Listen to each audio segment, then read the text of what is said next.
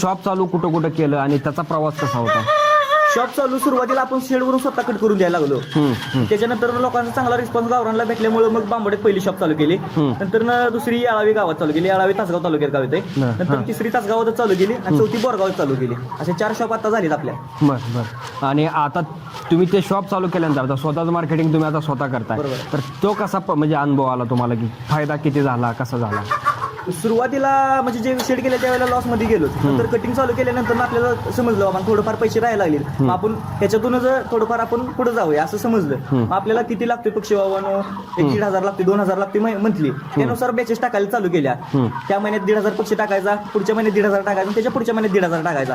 अशा बॅचेस चालू केल्या. तो 3 महिन्यानं कटिंग येणार, त्याच्या मागची बॅच त्याच्या पुढच्या 3 महिन्यानं कटिंग येणार. असं यानुसार पद्धत चालू केली आणि 4 दुकानांनी थोडा थोडा पक्षी टाकून.